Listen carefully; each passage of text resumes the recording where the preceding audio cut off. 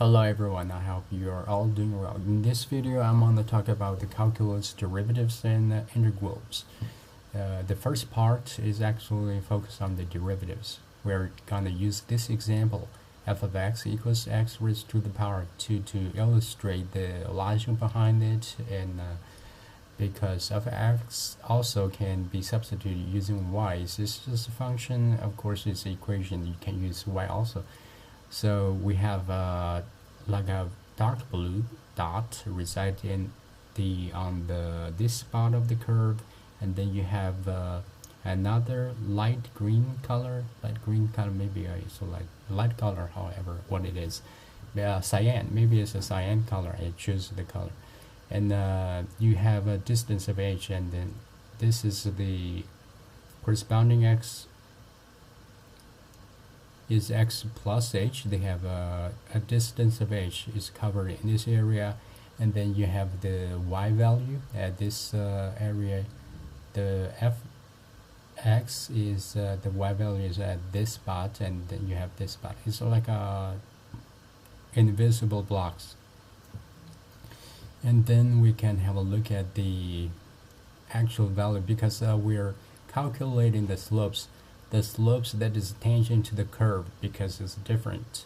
What you are the curve, you need to have a constantly changing tangent slope. That is, for example, if you have this spot, you have the axis that is tangent to the bottom of the curve, and then you gradually the curve is ramping up, climbing up, and you have slope that is tangent at this area, and then at this area the slope is different.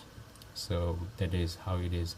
So the way to solve this is just have like a two. This is just for illustration purposes. Maybe you can imagine there's a dot here, and you have a tiny h amount, and then you have a tangent line here. So we can just look at it.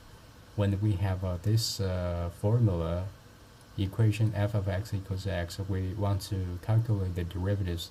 We can use the rise over run function and substitute all the value in, and use the y over x, change of x, and then change of y to calculate the slope.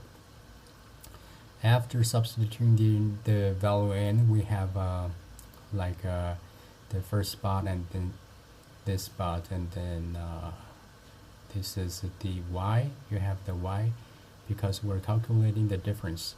And so I should put a delta here. Delta means the change in this direction, because y is not actually 0, because this is the x.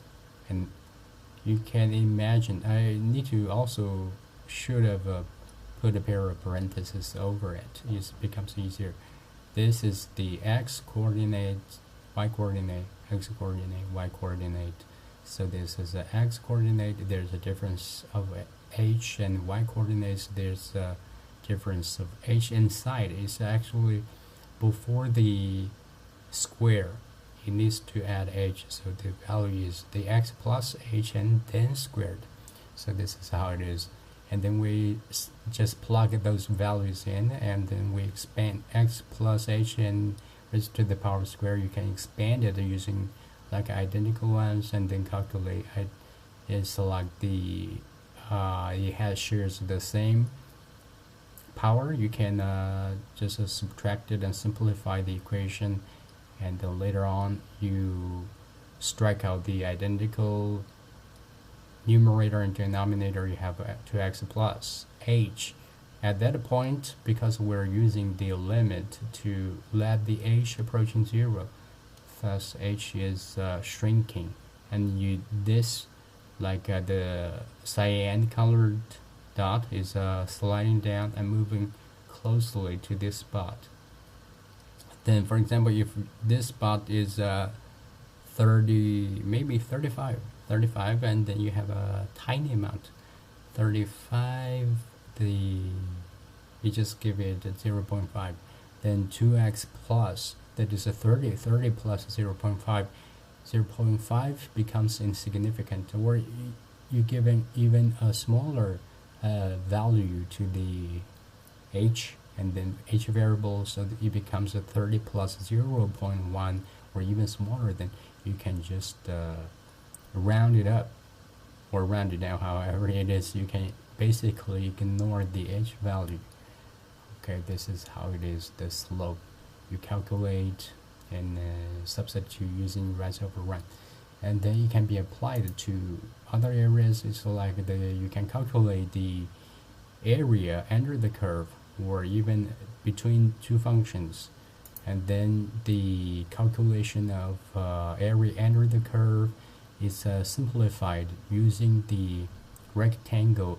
You calculate the rectangle area because you can approximate the area, although there's a tiny empty triangle area here, but it's very close. If you just have a very fine slices of rectangle there, just like a potato threads, maybe you can think of it. Dx is just the width of this triangle, and y is just the height of it. The area, you like multiply those two, have an area, and then you add it up. This is the integral of it. So this is the calculating the area, and also you have the arc length is almost identical as the slope. Is just you use this rise over run, and then you calculate the slope and add it up. It's like yeah, and then you have let's just see.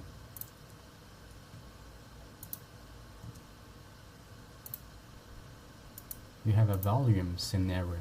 When you have a volume, then you just also is to simplify the process of calculating the volume, because you have a curve and then you rotate it around the x-axis, and it forms like a cylindrical shape, maybe a little bit, and then you slice it. Slice it is like every multiple disc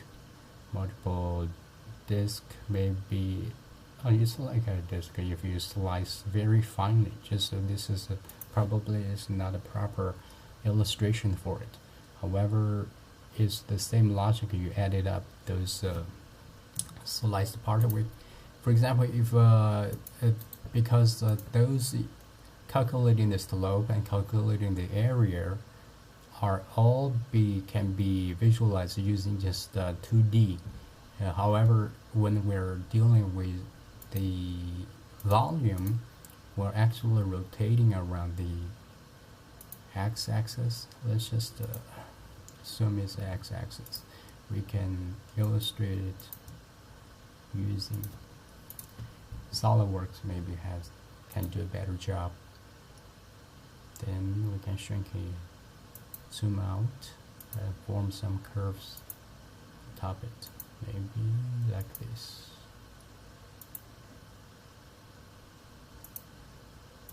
I can just drag it out, and make them coincide. Once it's coincided, we can use the revolve this, so we can illustrate. If we maybe we can do some experiment, just rotate a little bit. Yeah, rotate, because we can have a like a section view. Of course, we need a 360, have a full rotation. Once you have a rotation, we can we can cut it and use some, like, you can imagine first we slice a very tiny and then add it up.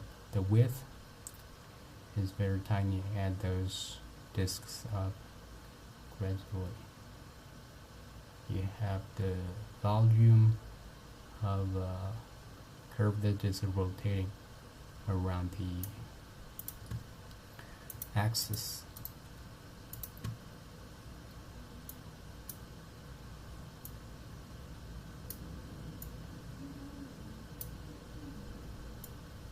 Maybe we can modify it.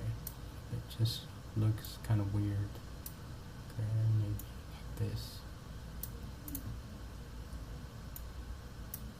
Okay, like this. Maybe I need to change the color for better visual.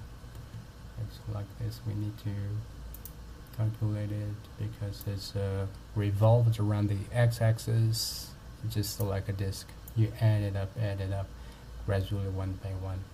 So similar like the arc length, you add it up, and or the area under the curve, you also add individual rectangles up, and then you have the volume, you add it up the singular disk, tiny amount, and then you add it up.